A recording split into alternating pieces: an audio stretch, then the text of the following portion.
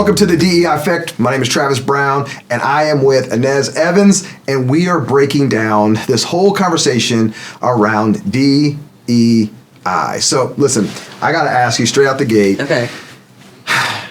What is DEI to you? Well, I mean, you know what the words are: diversity, equity, and inclusion. So you have to break down each one of those. Diversity to me is looking at it from gender perspective, as well as, other things like LGBTQIA. It's people think it's just about race, but it's not. Right. You've got to break it down into all of those different things. And so when we are looking at our DE&I program, we're looking at all of those things: male, female, LGBTQIA.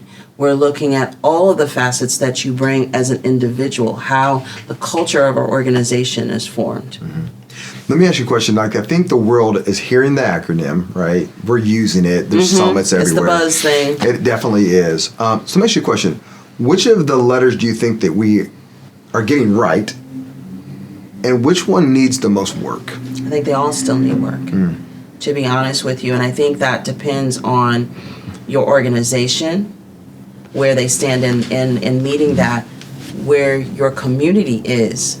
Because I can tell you from Indigo's perspective, we're working very hard to ensure that our program, our culture is truly embracing all of that. But then you reach down into our community, and we look at the communities of those who are employees, and we can see how some of them are struggling with that. When we walk around the building and we still see things that don't support our cultural aspects, and we're asking them to remove those stickers and things of that nature. And they're like, well, that's part of my culture, but that is not representative of the whole of this organization. And so, I stay within the city limits of Indianapolis, just to be totally honest, because I believe DE&I is representative in the city of Indianapolis, but it is not accurately represented throughout the rest of the communities around our surrounding area. And I think that's the issue right now is this city economy versus the regional economy that we're not really willing to embrace. When we were in San Diego last year, that was the conversation around this regional economy that really the 9 donut counties aren't really adapting to, in my opinion, right? And it's like they forget sometimes that without the city, without those Colts, without those patients, without that convention center, without Eli Lilly, without all these mega companies and positioning, like, you're not who you think you are. That's right. Right? They kind of miss that. And so I always feel like it's the E is such a misguided piece of this right now. When we battle the equality versus equity and truly understanding the equity conversation around, we may have to do things differently for different people to get them to the same finish line. That's right. I mean, transportation as a whole is built about equity and equality. And that's why we do what we do. It is the great equalizer. It helps to bridge the gap for all, to give a level playing field for everyone. Right. And that's what I think folks miss out. We've got a region that focuses on the rights of the automobile, but fights against the rights of a bus to be able to move tens of thousands of people on a daily basis. Besides television and radio, we affect lives of that magnitude every single day. 10 to 13,000 people a day are using Indigo to get to where it is the great equalizer. Let me ask you this. So in this whole conversation of race equity, you're a black, female CEO. So by a lot of accounts, and some of my friends try to put this on me, they're like, but you made it. So because you made it, that means it's out there, it's equal. Everybody has the same chance. No. There are over 4,500 transit systems in America. There are 9 African American women, and I'm one of them, running one of those transit systems. Have we made it? You do the math. It doesn't even equate on a percentage basis. It's like all the way out there. I don't think we've made it. I don't think we've made it. And then you break it down on how many women are running transit. I mean, we can keep bringing it up, but we still ain't got to 1%. So when you look at DE&I, there's still a lot of work that has to be done. There is still a glass ceiling. I don't care what anybody says, because when I still go to those meetings, we are outnumbered 10-1 at the table. I go to meetings here in our great city. I still sit in meetings where I'm the only one who looks like myself.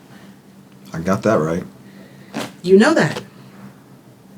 So let me ask you a question. How long will we need DEI before it becomes really a part of the fabric and DEI and DNA of companies? I don't think you'll ever get rid of it. I think it's here, and I think it is something that if you're truly embracing it, it will be part of the fabric of what your walk and your talk is consistently. And it has to become a part of that. Or you're just doing something because it's the new fad of the time. Which a lot of people are on the checkbox, right? Yeah, but I hope more people are not really checking the boxes. I know we're challenging ourselves, but we're also challenging those who do business with us. Mm-hmm.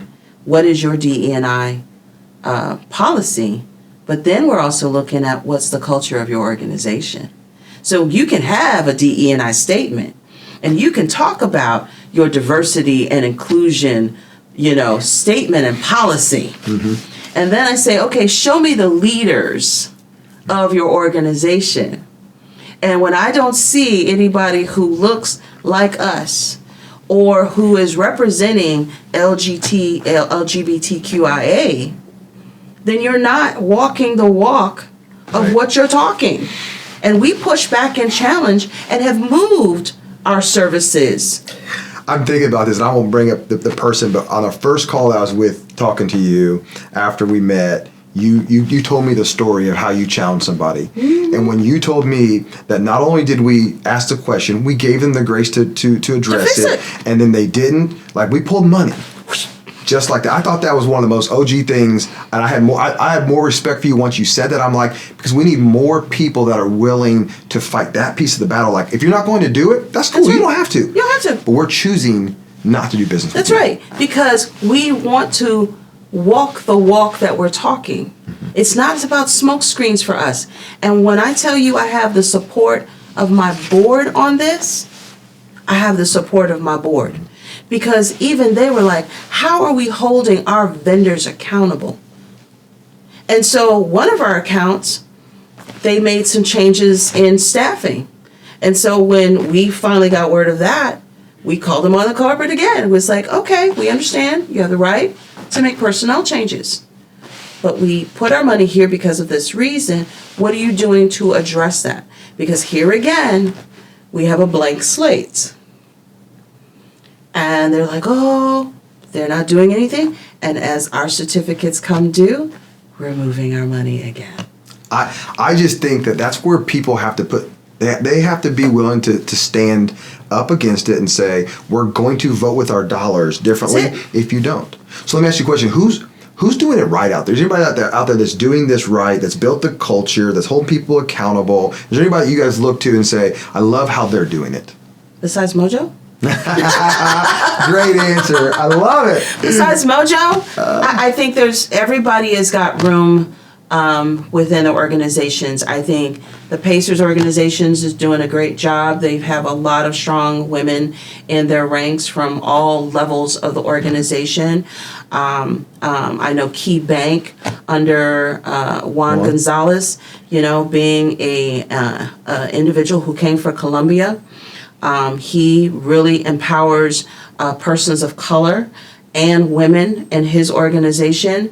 The new CEO of Elements Bank, she's looking to transform some things, Miss Whitney. Yeah. So there are a lot of good people. I sit on the board of the Arts Council, so Julie Goodman, who is our executive director, is really pushing about diversity, equity, and inclusion, not just within the ranks of the Arts Council, but how we distribute grants as well. So there are a lot of good things that are happening in this community. So what's your, as we end this segment here, what's the big wish, hope from your perspective? Like, what do you want to see with this whole thing? Wow. That's a tough one, because I would love to see that this isn't our topic anymore. But as we've been talking about this since forever in our culture, I think that's a pipe dream. And that's sad. But I would hope that that there would come a day when we or our children are not having to have this discussion anymore. The chills that I got from that, because, I think that's the goal, and we're doing this segment to have these tough conversations, to say to people, it's not enough just to talk about it. That's right. It's not enough to pick and choose which of these letters are important to you. It's about changing the culture. Change the culture. And understanding the effect that DEI has on our world. That's right. It's a wrap.